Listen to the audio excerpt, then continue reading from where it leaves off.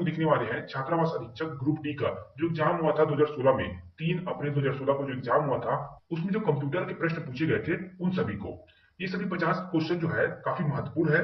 और साथ ही इससे पहले हमने एक वीडियो देखा था जिसमें हमने आपको कंप्यूटर संबंधित प्रश्न बताया था जो कि हॉस्टल वार्डन के एग्जाम हुआ था जब आपका 2014 में उसके थे। तो उस वीडियो को भी आप जरूर देखिएगा। और इस वीडियो में जो 50 प्रश्न बताने वाला हूँ ये काफी महत्वपूर्ण है क्योंकि सीजी में जो क्वेश्चन आता है वो कहीं ना कहीं किसी न किसी एग्जाम में रिपीट होता है। जैसे कि ये जो पहला क्वेश्चन है आपका 1260 कंप्यूटर वायरस खालिस्तान वायरस का एक उदाहरण है। तो ऑप्शन नंबर ए आंसर होगा पॉलीमॉर्फिक।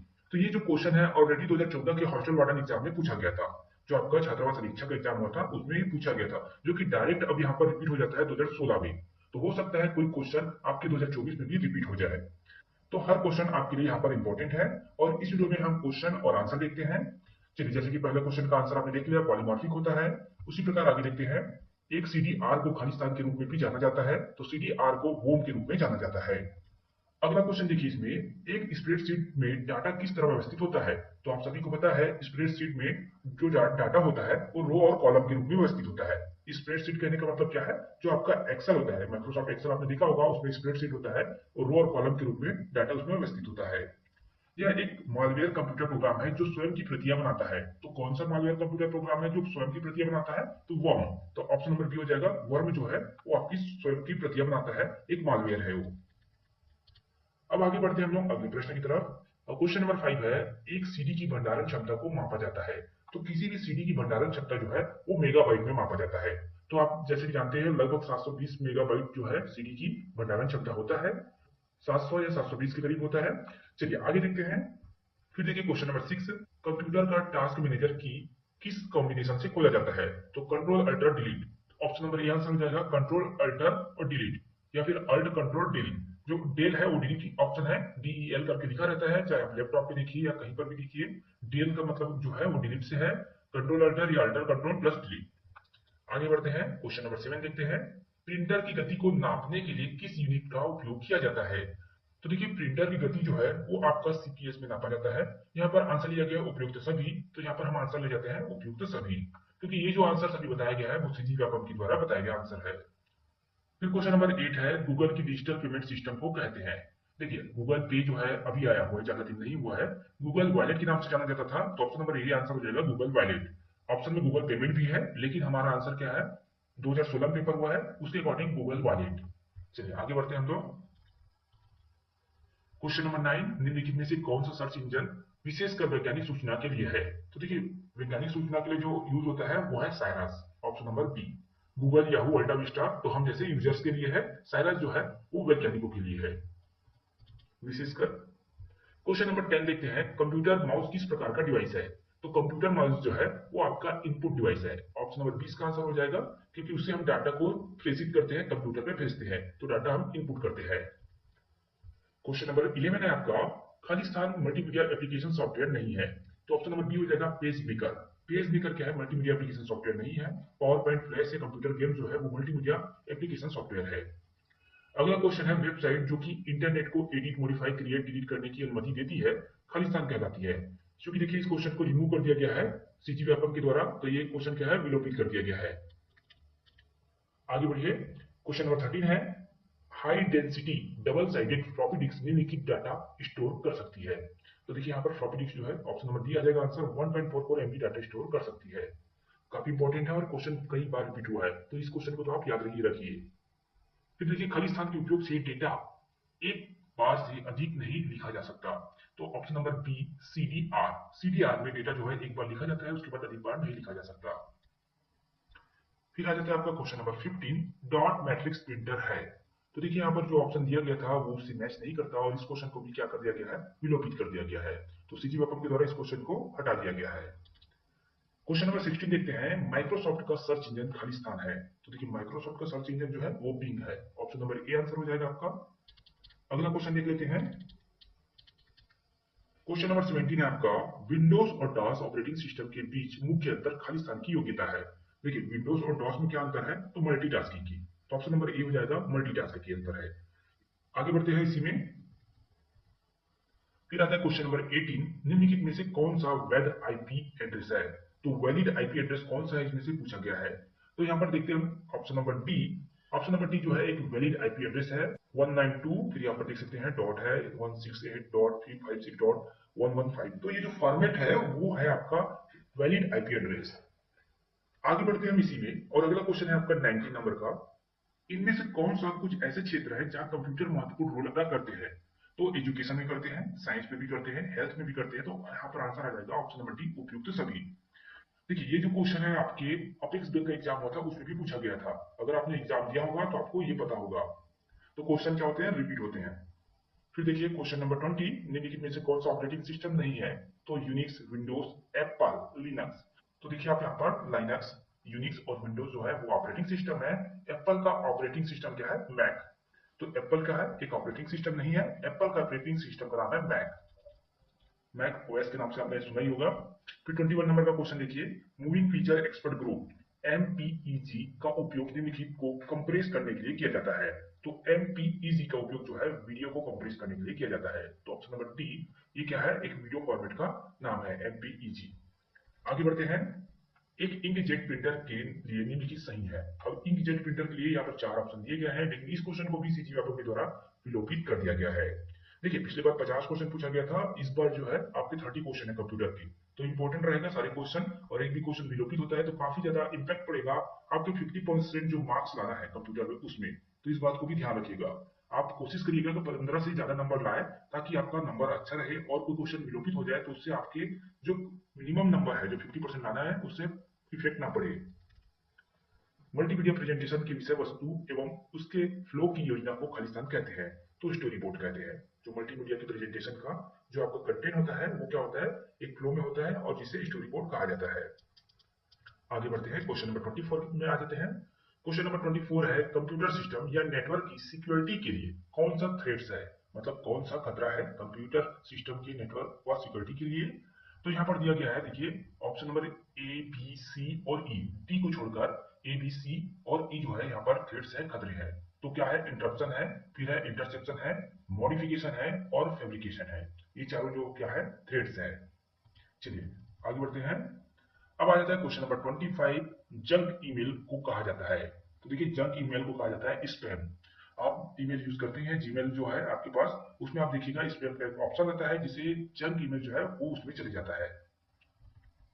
फिर देखिए क्वेश्चन नंबर 26 है, आंतरिक मेमोरी में एनी एक कंप्यूटर कितने अंक स्टोर कर सकता है? तो देखिए आंतरिक मेमोरी में एनी एक कंप्यूटर जो है वो 20 अंक स्टोर कर सकता है। चलिए आगे बढ़ते हैं। निम्नलिखित में से कौन सा इनपुट डिवाइस यूजर प्रोग्रामेबल है? अब प्रोग्रामेबल इनपुट डिवाइस यूजर की बात हो रही है, तो इंटेलिजेंस टर्मिनल जो है ऑप्शन नंबर डी जो है आपका आंसर हो जाएगा। ये जो है आपका प्रोग्रामेबल है। आगे बढ़ते हैं, क्वेश्चन नंबर 28 है, वर्ड डॉक्यूमेंट में डिफॉल्ट द्वारा कौन सा एक्सटेंशन दिया जाता है? तो देखिए वर्ड डॉक्यूमेंट में डॉट ये जो एक्सटेंशन होता है वो डिफॉल्ट रूप में रहता है। आगे बढ़ते हैं, एक ऑपरेटिंग सिस्टम का मुख्य फंक्शन है। तो कौन सा मुख्य फंक्शन है ऑपरेटिंग सिस्टम का? तो देखिए memory management, process management, disk और इनपुट आउटपुट डिवाइस मैनेजमेंट।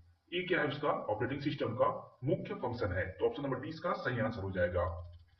इसके बाद देखते हैं क्वेश्चन नंबर 30, एक सूत्र में सेल एड्रेस। देखिए यहाँ पे सेल एड्रेस की बात कर रहे हैं, डॉलर का साइन बना हुआ है, फिर ए है, फिर डॉलर का साइन, फिर 4 का मतलब होता है। तो देखिए इसका मतलब क्या होता है? Absolute reference. तो एब्सोल्यूट रेफरेंस होता है इसका मतलब। ऑप्शन नंबर 20 का सही आंसर हो जाएगा। थोड़ा डीप में पढ़ना होगा आपको कंप्यूटर में, क्योंकि कुछ क्वेश्चन ऐसे आते हैं जो आपको तुरंत वहां पे समझ में नहीं आएगा अगर आपने डीप में नहीं पढ़ा है तो। फिर देखिए क्वेश्चन नंबर 31 है, एमएस वर्ड में नया फाइल खोजने के लिए शॉर्टकट की है। एमएस वर्ड में जब हम नया फाइल खोजते हैं उसके लिए शॉर्टकट की है कंट्रोल+N। ऑप्शन नंबर 20 का सही आंसर होगा, कंट्रोल+N। फिर क्वेश्चन नंबर 32 है, निम्नलिखित में से कौन सा logic family high speed operation के लिए उपयुक्त है? तो ऑप्शन नंबर बी, ईसीएल जो है वो logic family high speed operation के लिए उपयुक्त है। क्वेश्चन नंबर 33 देखिए, स्ट्रीम के प्लेबैक में जो विलंब होता है वह कहलाता है। तो देखिए स्ट्रीम के प्लेबैक में जो विलंब होता है वो क्या कहलाता है? जिटर कहलाता है। Option number c. आगे बढ़ते हैं। फिर है क्वेश्चन नंबर 34, निम्नलिखित लेजिटमेंट प्रोग्राम में एक एम्बेडेड कोड है जो कुछ शर्तों के पूर्ण होने पर एक्सप्लोड करता है। तो ऑप्शन नंबर सी, लॉजिक बम। लॉजिक बम के नाम से उसे जाना जाता है। अगला प्रश्न देखते हैं, क्वेश्चन नंबर 35, वीडियो कार्ड द्वारा 1 सेकंड में स्क्रीन को दी जाने वाली एवं वीडियो मेमोरी में लिखी जाने वाली पिक्सल की संख्या खालिस्तान कहते हैं। तो देखिए उसके पिक्सल की संख्या को फिल रेट कहा जाता है। तो option number a fill rate. आगे बढ़ते हैं। अब देखिए क्वेश्चन नंबर 36 है, निम्नलिखित में से कौन सा विंडोज वर्जन 64 बिट प्रोसेसर को सपोर्ट करता है?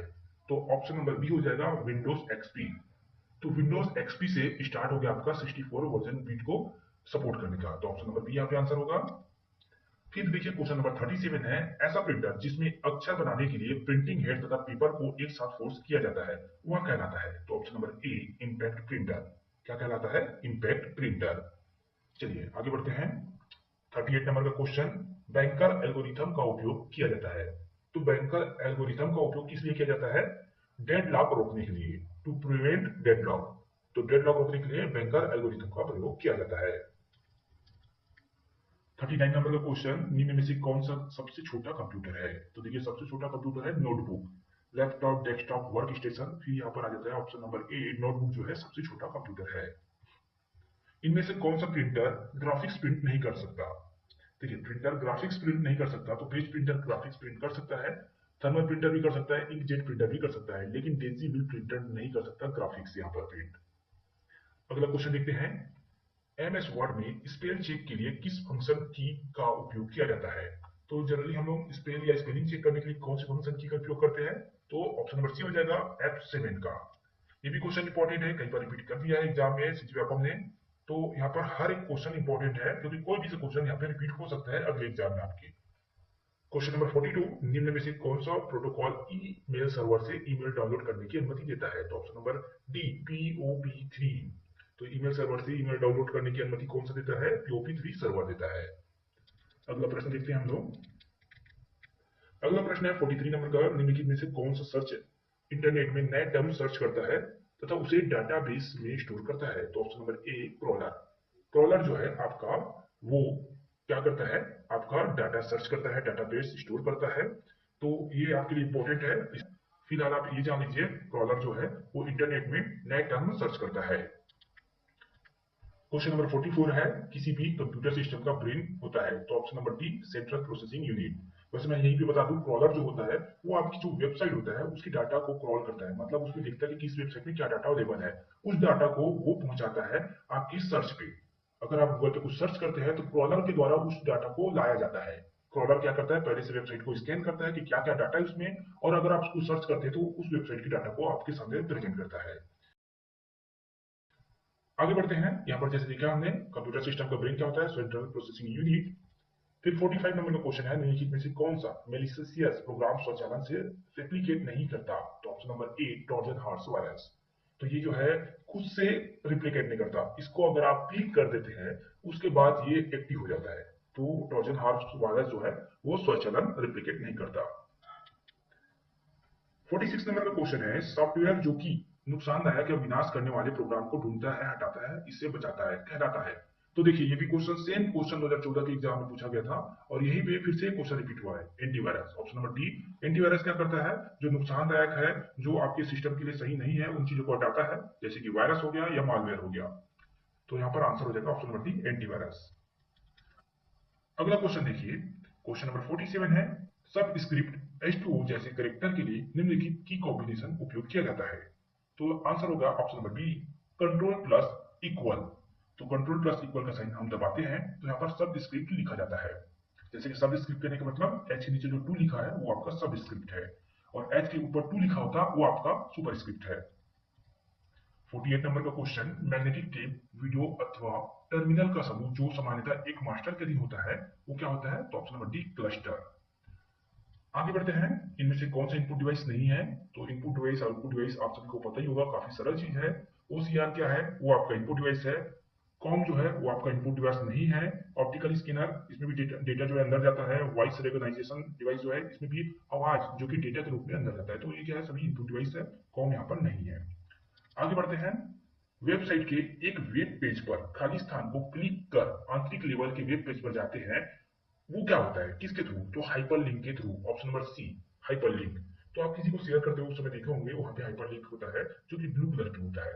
तो लिंक जो होता है ब्लू कलर में हाइपरलिंक, और इसी को आप टच करके किसी भी वेबसाइट की वेब पेज पर आप जाते हैं। तो ये हो गया आपका 50वां नंबर का क्वेश्चन। सारे क्वेश्चन इंपॉर्टेंट है, कोई भी क्वेश्चन कभी भी रिपीट हो सकता है किसी भी एग्जाम में। तो सारे क्वेश्चन को आप अच्छे से पढ़े, समझे और देखिए किस तरह के क्वेश्चन एग्जाम में पूछे जाते हैं। साथ ही आप चाहते